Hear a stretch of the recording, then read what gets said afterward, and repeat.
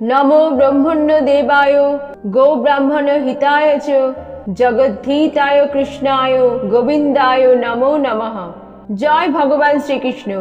नमस्कार बंधुरा, आज आमरा शुनबो अजा बा अन्नदा एकादशीर माहात्म्य ओ व्रत कथा एवं एई व्रतेर पारण मंत्र सह पारण पद्धति।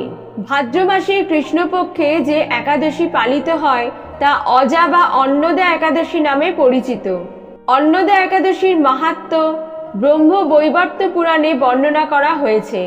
जे मानुष निष्ठा सहकारे एई व्रत पालन करेन तिनि श्रीहरि चरणे भक्ति लाभ करे अवशेषे दिव्य धामे गमन करेन। जिनि श्रीहरिर पुजो करे एई व्रत पालन करेन तिनि सर्व पाप मुक्त हन। एमनकि एई व्रतेर नाम श्रवणेई राशि राशि पाप विदूरित हये जाय। এই ব্রতের মাহাত্ম্য ও ব্রত কথা পাঠ করলে অথবা শ্রবণ করলে অশ্বমেধ যজ্ঞের ফল লাভ হয়।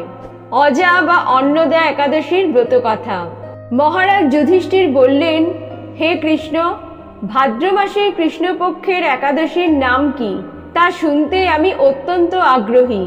ভগবান শ্রীকৃষ্ণ বললেন, হে রাজন, আমি সবিস্তারে এই একাদশীর কথা বর্ণনা করছি, আপনি একাগ্র চিত্তে শ্রবণ করুন। ভাদ্র মাসের কৃষ্ণপক্ষিয়া একাদশীকে বলা হয় অন্নদা। এই তিথি সর্বপাপ বিনাশিনী। যিনি শ্রীহরির পুজো করে এই ব্রত পালন করেন তিনি সর্বপাপ মুক্ত হন। এমনকি এই ব্রতের নাম শ্রবণেই রাশি রাশি পাপ বিদূরিত হয়ে যায়। এই ব্রত প্রসঙ্গে একটি পৌরাণিক ইতিহাস রয়েছে। প্রাচীনকালে হরিশ্চন্দ্র নামে এক নিষ্ঠাপরায়ণ সত্যবাদী চক্রবর্তী রাজা ছিলেন। পূর্ব কর্মফল ও প্রতিজ্ঞার সত্যতা রক্ষায় তিনি রাজ্যভ্রষ্ট হন। অবস্থা এমন হলো যে তিনি নিজের স্ত্রী পুত্র এবং অবশেষে নিজেকে পর্যন্ত বিক্রি করতে বাধ্য হলেন।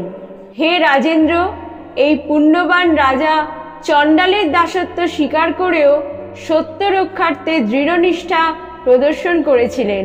তিনি শ্মশানে মৃত ব্যক্তির বস্ত্র কর রূপে গ্রহণ করতেন। এইভাবে তার বহু বছর কেটে গেল। দুঃখ সাগরে নিমজ্জিত হয়ে কি করি, কোথায় যাই, কিভাবে এই দুর্দশা থেকে উদ্ধার পাই, এই চিন্তায় তিনি দিন রাত্রি বিভোর হলেন। এমন সময় দৈবক্রমে পরদুঃখী গৌতম ঋষি রাজার কাছে এলেন। রাজা মুনিকে দর্শন করে ভক্তি ভরে প্রণাম করলেন। করজোড়ে তার সামনে দাঁড়িয়ে একে একে নিজের সমস্ত কথা তাকে জানালেন। রাজার দুঃখের কথা শুনে মুনিবর বিস্ময়াপন্ন হলেন। অত্যন্ত ব্যথিত হয়ে তিনি বললেন, হে রাজন, ভাদ্র মাসের কৃষ্ণপক্ষের একাদশী অন্নদা নামে জগতে প্রসিদ্ধ। আপনি এই ব্রত পালন করুন। এই ব্রত প্রভাবে আপনার সমস্ত পাপের বিনাশ হবে। আপনার ভাগ্যবশত আগামী 7 দিন পরেই এই তিথির আবির্ভাব হবে। ওই দিন উপবাস করে রাত্রি জাগরণ করবেন। এইভাবে ব্রত উদযাপনে আপনার সমস্ত পাপ ক্ষয় হবে। হে রাজন, আপনার পুণ্য প্রভাবে আমি এখানে এসেছি জানবেন। এই কথা বলে গৌতম মুনি অন্তর্হিত হলেন। ঋষিবরের উপদেশ মতো তিনি শ্রদ্ধা সহকারে সেই ব্রত পালন করলেন। তার ফলে তার সমস্ত পাপ দূর হলো। ব্রতের প্রভাবে রাজা হরিশ্চন্দ্রের সকল দুঃখ সমাপ্ত হলো। পুনরায় তিনি তার স্ত্রীকে ফিরে পেলেন এবং তার মৃত পুত্র জীবিত হলো। আকাশ থেকে দেবগণ দুন্ধুবি বাদ্য ও পুষ্পবর্ষণ করতে লাগলেন। নিষ্কণ্টক রাজ্য সুখ ভোগ করে অবশেষে আত্মীয় স্বজন ও নগরবাসী সহ স্বর্গে গমন করলেন। হে মহারাজ, এই ব্রতের প্রভাব শ্রবণ করুন।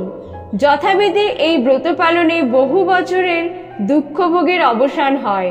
যে মানুষ নিষ্ঠা সহকারে এই ব্রত পালন করেন তিনি শ্রীহরি চরণে ভক্তি লাভ করে অবশেষে দিব্যধামে গমন করেন। এই ব্রতের মাহাত্ম্য পাঠ ও শ্রবণে অশ্বমেধ যজ্ঞের ফল লাভ হয়। অথ অজা বা অন্নদা একাদশীর ব্রত মাহাত্ম্য কথা সমাপ্ত। বন্ধুরা, এখন আমরা জানব এই ব্রতের পারণ মন্ত্র সহ পারণ পদ্ধতি। একাদশী পারণ মন্ত্র। একাদশ্যাং নিরাহার ব্রতেনানেন কেশব প্রসীদ সুমুখনাথ জ্ঞান দৃষ্টি প্রদো ভব। অর্থাৎ, হে কেশব, আমি আপনার কৃপা দৃষ্টিতে নিরাহারভাবে একাদশী ব্রত পালন করেছি। কৃপা করে আমার উপর আপনার করুণাময় জ্ঞান দৃষ্টি প্রদান করুন।